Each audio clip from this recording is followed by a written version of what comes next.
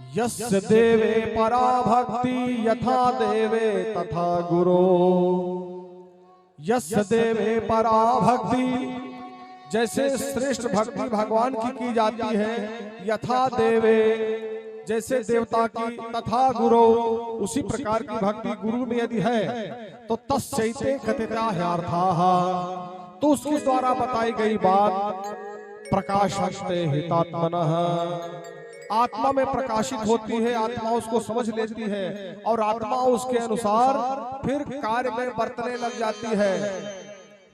इसमें आत्मज्ञान मैं नहीं समझ पा रहा हूं किसी को है कि नहीं है, तो मेरे नारायण जाने, परंतु ये आत्मज्ञान इतने आसानी से नहीं होने वाला। वो वेद कहता है कि नायम आत्मा प्रवचने न लभ्यो न मेधया न बहुना श्रुतेन।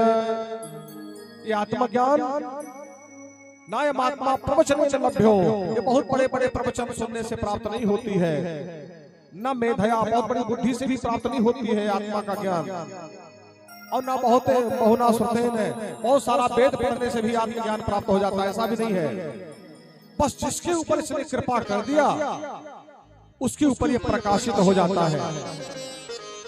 संतों के समाज में चिल्ला चिल्ला करके कबीरदास जी कहते हैं कि मस कागज छुयो नहीं कलम गयो नहीं हाथ, हमने कभी कागज कलम को हाथ नहीं लगाया, हम अनपढ़ हैं। और संत महात्मा कह रहे हैं हाथ जोड़ करके, नहीं महाराज आपके ऊपर भगवान की कृपा है, आपकी आत्मा प्रकाशित हो चुकी है।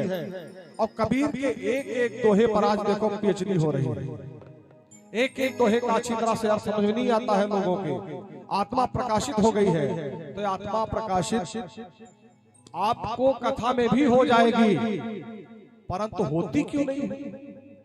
एक जगह हम कथा कह रहे थे तो वहां हमने कहा गुरु को भगवान मानना चाहिए। अब जब हम जाने लगे कथा कह करके पहले तो एक दीदी थी, वो कहने लगी कहां तक बहनी गुरु बनाई, जब से पढ़े लागे पहली दूसरी पचाई छठाई इंटर बीए सब कई डाय न जाने कितना गुरु मिले, अब ऐसे गुरु बनावा करी तो सबके गुरुए बनाए। अब ये कथा बाँचता है ना गुरु बनाई। तो देखो जो गुरु आपको कक्षा 6 में, कक्षा 8 में, कक्षा 10 में, कक्षा 12 में पढ़ा रहा है वो गुरु सांसारिक है। वो सांसारिक गुरु हो, आपको कोचिंग पढ़ा रहा है, आपको कक्षा 10 में 12 में पढ़ा रहा है। सांसारिक गुरु संसार में जीने की कला बता रहा है, कंप्यूटर सिखा रहा है कि आप ऑफिस में बैठ करके कैसे कंप्यूटर चलाएंगे, कैसे 2 पैसा पाएंगे। वो सांसारिक गुरु है। और इस गद्दी पर बैठा हुआ जो गुरु है ये आध्यात्मिक गुरु है। ये आपकी आत्मा को बंधन से छुटकारा दिलाने की बात बोल रहा है। ये ऐसी वाणी बोल रहा है कि ऐसी बात संसार में आपको और कोई बताने वाला नहीं है। यहाँ तक कि माँ भी अपने बच्चे को नहीं बता पाती, बच्चा अपने माँ को नहीं सिखा पाता, पुत्र अपने पिता को नहीं बता पाता, समझा पाता। इतना प्रगाढ़ रिश्ता होते हुए भी कोई किसी को नहीं समझा पाता। ये केवल एक संत महात्मा ही यहाँ बैठ करके बोल सकता है कि भैया भगवान का भजन करो जिससे उद्धार हो जाए। ये आत्मा